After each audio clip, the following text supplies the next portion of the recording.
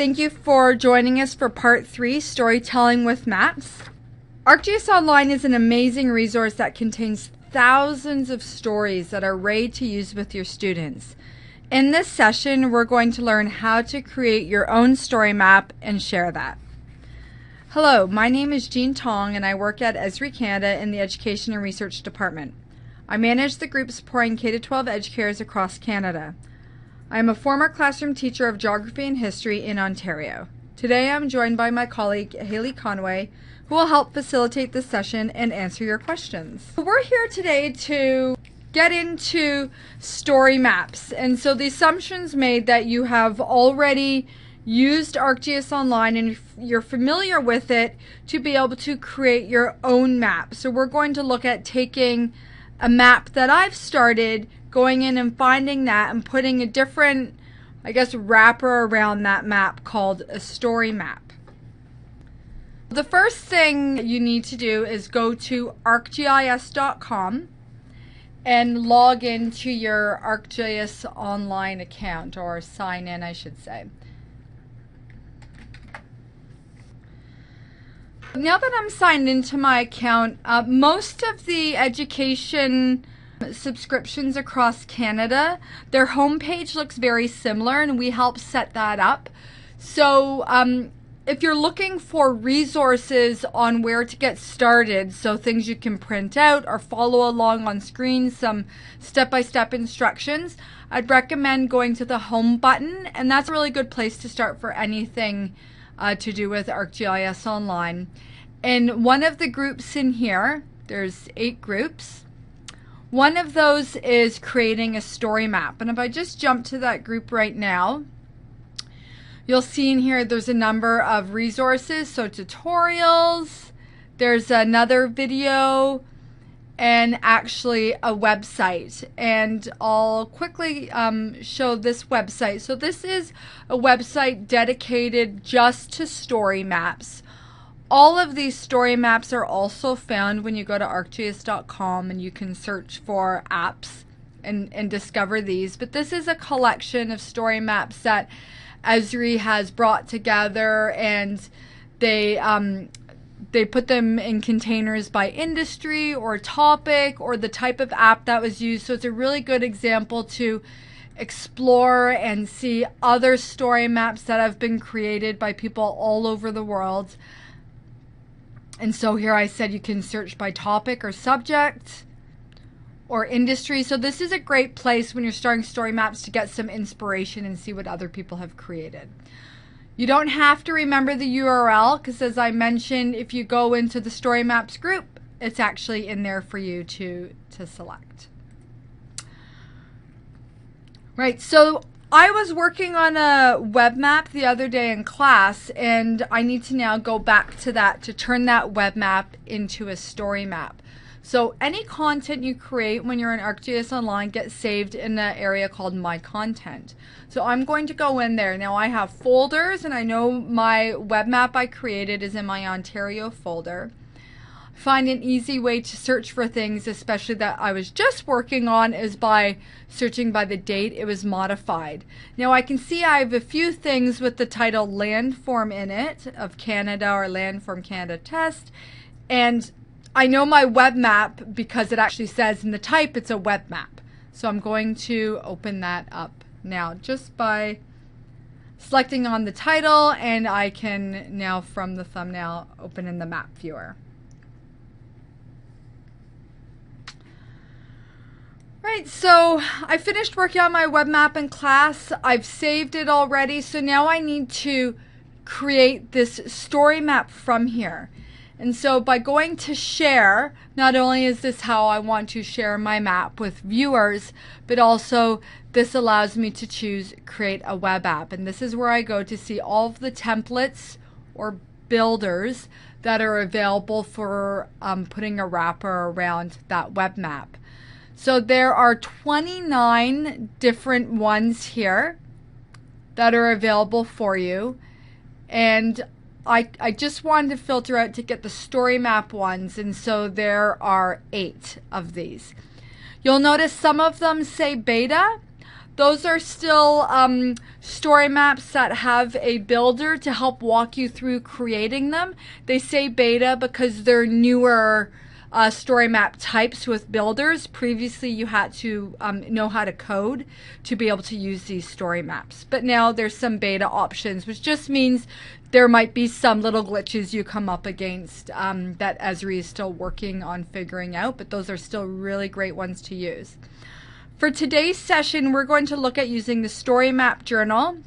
I'd say in education, the two most popular ones are the first two that were created, or the first two that we really started using, was the map tour and the story map journal. We really like the story map journal because you can add a lot of different maps and media to the main area.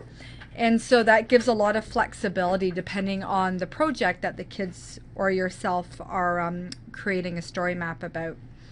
So I just selected the thumbnail, and now I'm going to go to create a web app.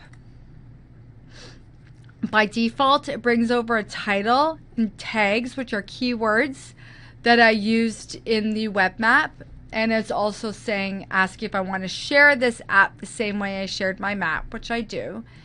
I'm going to just add in my title here that this is my story map as well, so I know that.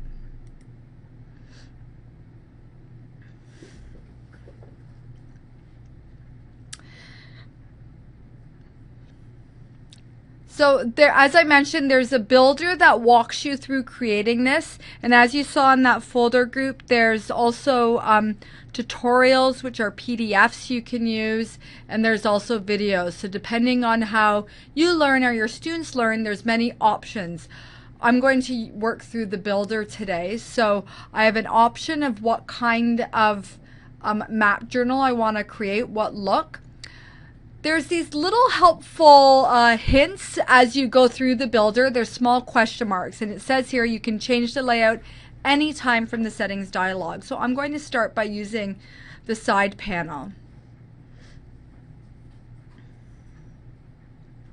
So in here, again, I have the option to just walk through the builder, or I can take a little tour, and there's some more help documentation here for working through that. I'm going to close that, and I'm just going to work through the builder and the steps that it's taking me through as I'm building my map journal. Right, so it tells me I have a main stage and a side panel, and I can see in the top corner here of my pop-up that it's got highlighted the main stage content. So as it says here, this is the first section. It's like a title page or cover page for my story. I have a few options for what content I want showing in my main stage. By default, it has the web map that I use to build this on top of, but I don't actually need to use that. I could select a different map I've created or someone else has created, or I can create a whole new web map right from within the story map. I'm going to use the web map that I've already created on landforms in Canada. I have different configuration options here. Again, there's little question marks that help define the location that this map will display. So I'm going to show you all of these options. So right now, I don't like how my web map is centered. It has a lot of the US when I'm really just wanting to be focused on Canada. So I'm going to adjust where my map location is, and I'm going to save that. So content, if you have one web map that has many layers in it, you have the option here. You can uncheck what layers you want to show. So I do want my landform regions to show. I have a few map notes in here. I don't want those to show, so I'll turn that off and I'll save this. And this last option here is if you have any pop-ups in your map, you can have those open as well. I'm not going to do that. You can have an overview map, which of course displays a small overview map along with your main map showing where in the world you're looking. And you can also display a legend. I'm not going to display my legend because I have labels on my map labeling each of the landform regions. And now I'm going to go next. So this is the side panel content. I can see this icon has changed to highlight to show me that. So I'm going to type in here, Canada is a little note here. In my side panel, I can also add maps, images, and videos, same as the main content. So I'm going to add a photo to show in my side panel. And even when I go to add photos or images, I have a few options. For this example, I'm going to choose Picasa. So what Picasa is your Google Photos. Picasa was purchased by Google, so any of your Google Photos folders that you make public will show when you type in your email. So I have a number of folders here that I've made public. I have a lot more photos in my account, but they're not public. So I'm going to choose an image that I created. I can add some text. I can choose to have a maximize button beside the photo, and I'm going to click apply, and I'm going to add that to my side. So I've created my first slide. Web map on the main stage, a small description, and an image on my side panel. Now I mentioned I wanted a maximize button. You can see the little header I had down here. If you're taking images from websites, this is a good place to source where you've gotten your images from. The nice thing about the map journal is your web map is still interactive. So even though I didn't have pop-ups opened, I can still click on any of the content in my web map to explore that and see the pop-ups and information in here, and I can move that around.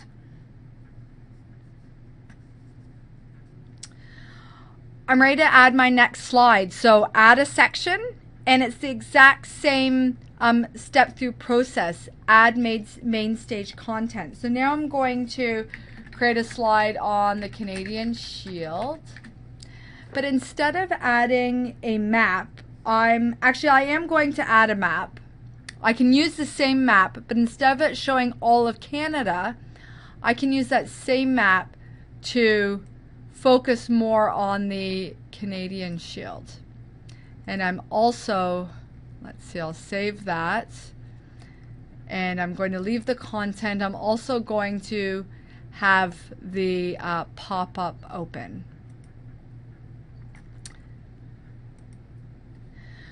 So now I can add some text to the side.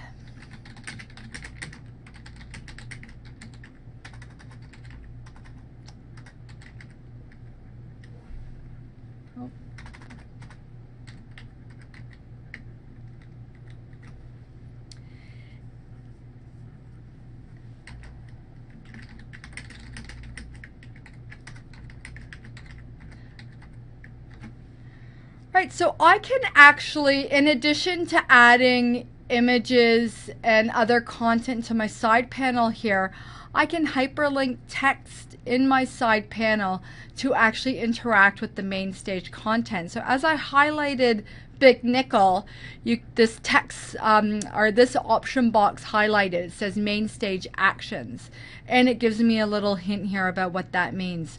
So I actually want to have a photo over here of the Big Nickel. So I'm going to change this to image. Last time I chose Picasa, this time I'm going to choose URL. So I need to find a photo that lives online of the Big Nickel. So if I just type in my Google search Big Nickel and I search for images, I can, let's see, choose one of these. And depending on the browser you're using, there's many options for how you get the URLs for photos online. This way I just used a Google search and show image. And now I've got that image URL, and it tells me here it needs to end in .jpeg or .png.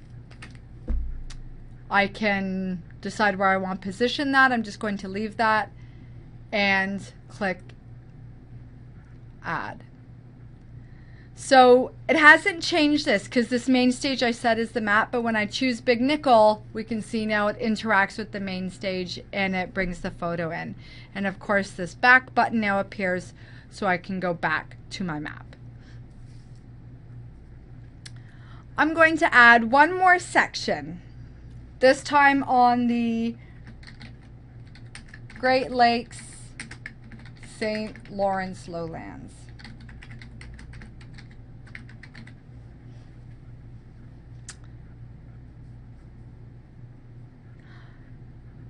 I've shown a map, I've configured a map, I've shown how to add some images.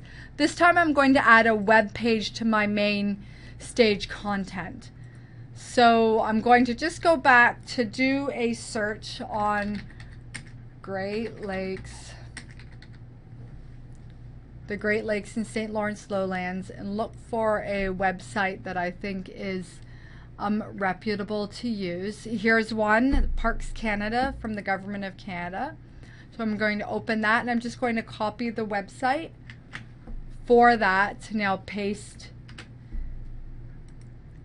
And I'm happy with the position, and I'm going to just accept the default here, and I'm going to uncheck for this session the HTTPS. There's a bit of a description about that. And in the side, I do have to put something in the side, whether it's text or an image.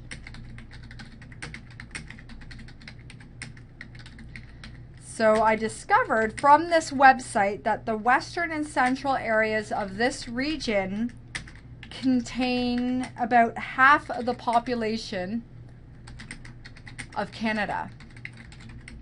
And I thought that was a really interesting fact that I got from that website. And I'm going to add that now. So now, just like my web map was interactive, this website is interactive as well. I can actually explore the website from right within my story map. Now, one thing with using ArcGIS Online is you have to save your work. Even though it's a cloud-based application, it's not saving your work as you work along. So I can see my save buttons highlighted here. I have content or work in here that has not been saved yet, and now I can see it's grayed out. It's not an option for me because there's nothing new that I've added. So you want to remember to save often. Now my story map's done, but there's a lot more configuration I can do. I can go back and edit any section by choosing the pencil next to that section. I'm going to just go into settings here so I can change the layout if I want to try the floating panel. I can actually make the main stage bigger or smaller depending on the options in here. I can change the color scheme in here, the fonts that are used, and then there's a lot of extra configuration you can do on the header, and that's this little bit here above my title. So I don't want the Esri logo in here. I'm going to add a custom logo, and just like adding photos or URL images, this image has to live somewhere online. It says URL.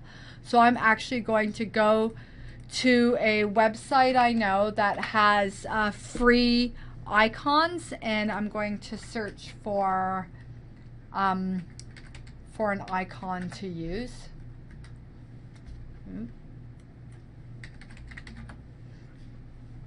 And I can actually choose free over here, and I'm going to grab this nifty little compass.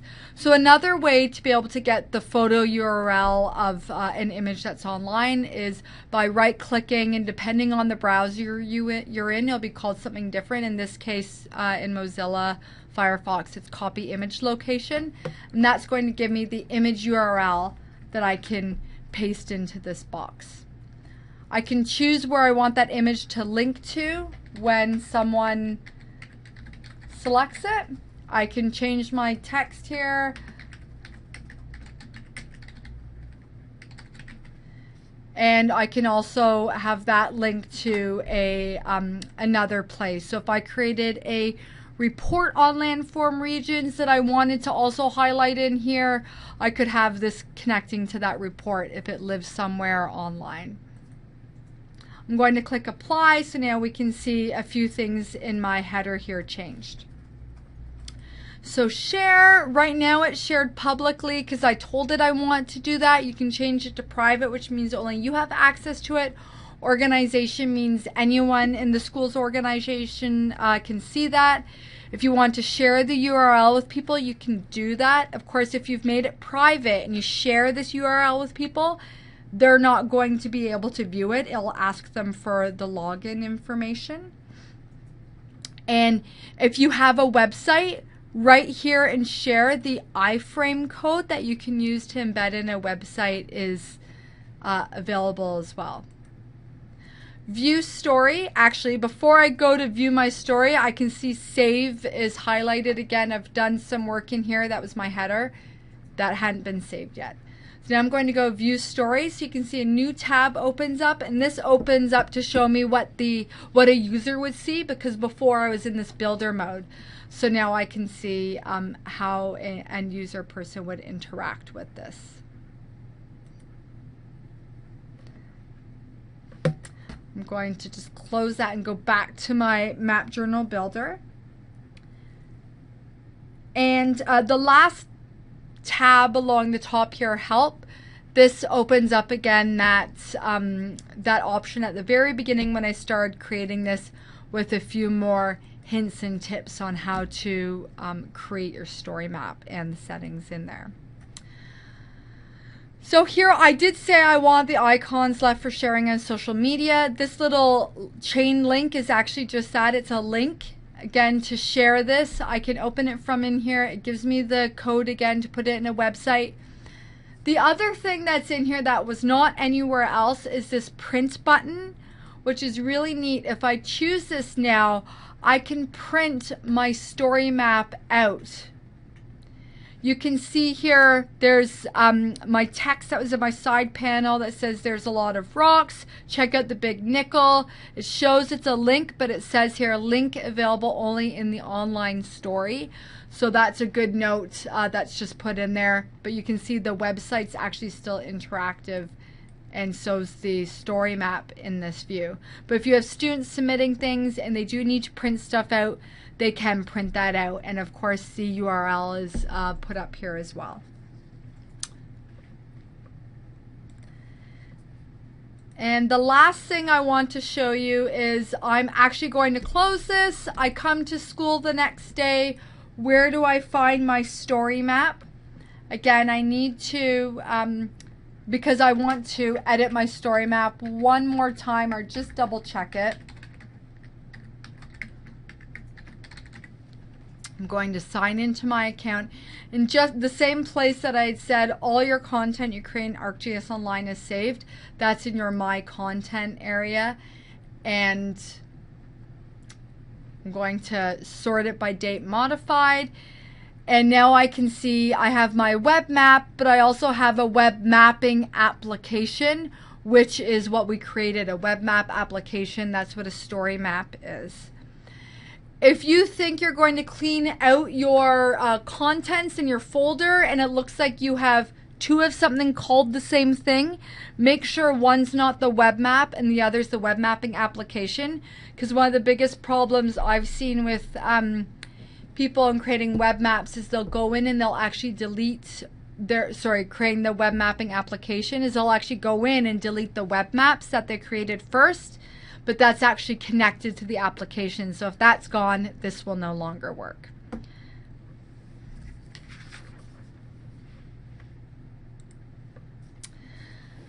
So I do have two URLs highlighted on the screen. Of course, arcgis.com, which is where you go to create, save, edit your work. And then the story maps URL, which is also found in that group in the homepage, but I also want to put that up. If you're looking for inspiration, that's a really good place to go to see what other people have done with web maps.